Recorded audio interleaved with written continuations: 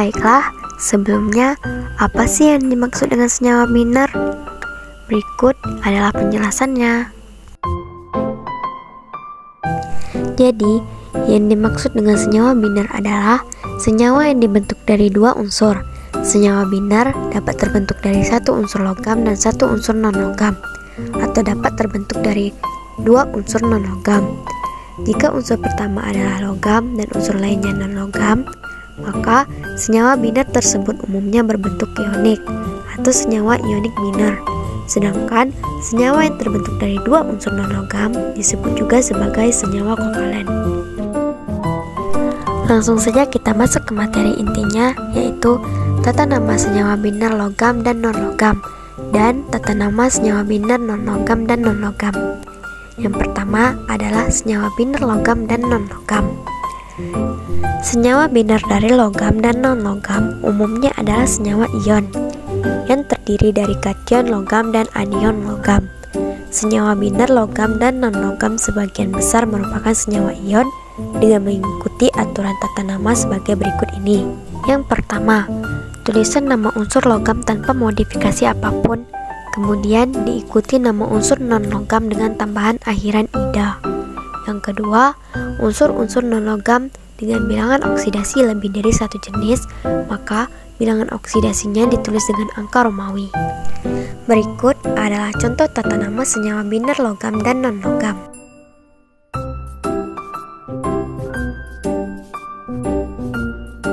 Nah, di samping itu, penamaan unsur-unsur logam yang memiliki bilangan oksidasi lebih dari satu jenis dapat juga dituliskan sebagai berikut.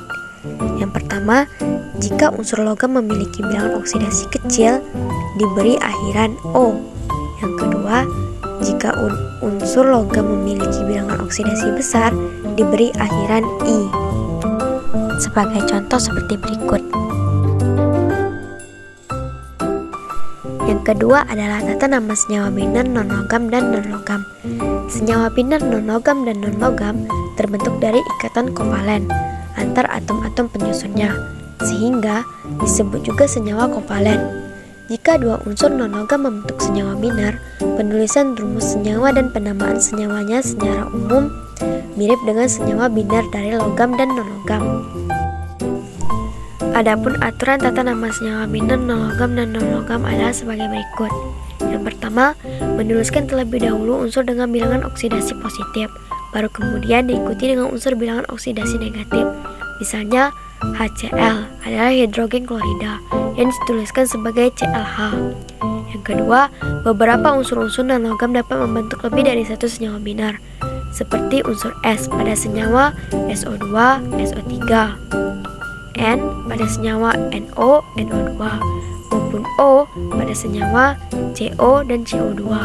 Oleh karena itu, diperlukan awalan seperti 1 sama dengan mono, 2 sama dengan di, dan 3 sama dengan tri, dan seterusnya pada unsur yang memiliki bilangan oksidasi negatif.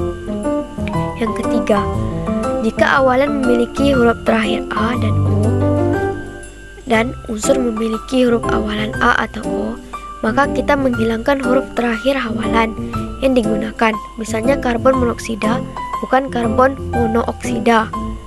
Contohnya NO, yaitu nitrogen monoksida, NO2, dinitrogen monoksida. Berikut adalah contoh tata nama senyawa biner non-logam dan non-logam. Nah, sekarang kita masuk ke materi yang terakhir, yaitu hukum perbandingan tetap atau hukum Proust.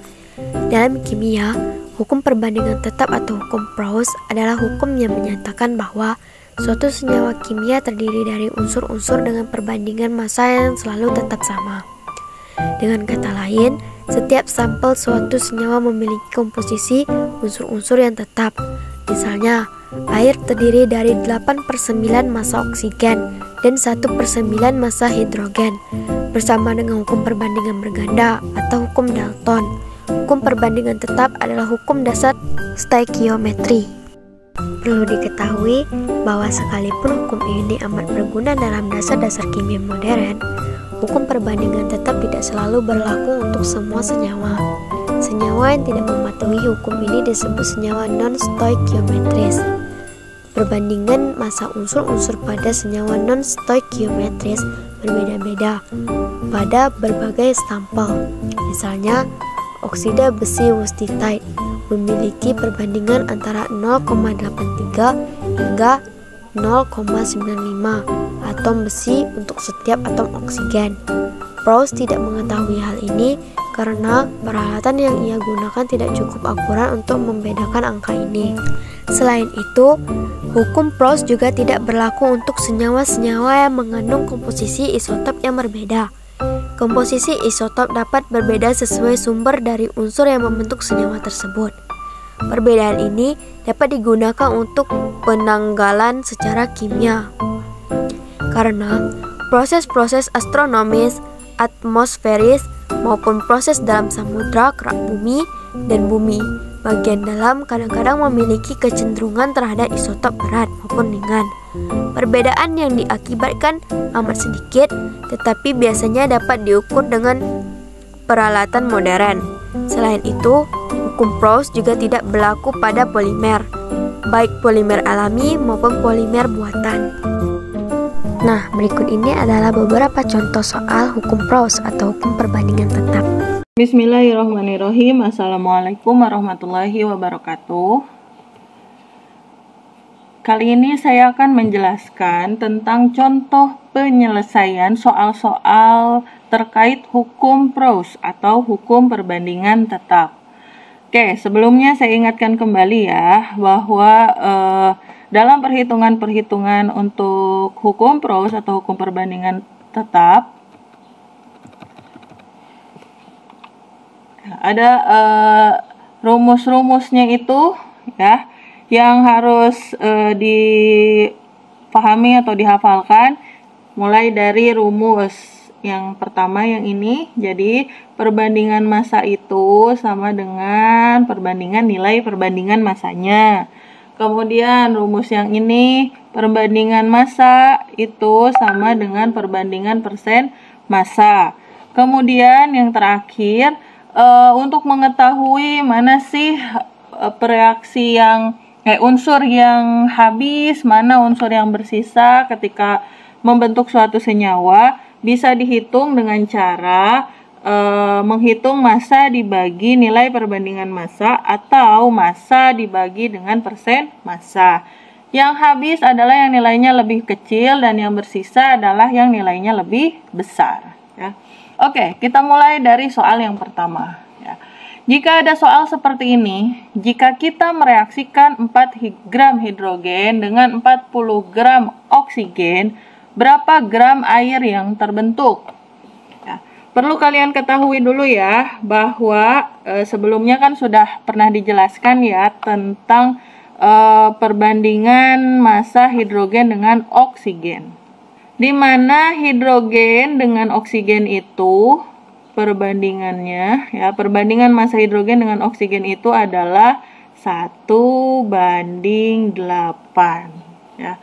Yang mau kita tahu adalah berapa gram air yang terbentuk. Berarti kita mau tahu massa dari H2O-nya. Jika diketahui massa dari hidrogennya adalah 4 gram, kemudian massa dari oksigennya adalah 40 gram, massa H2O-nya berapa?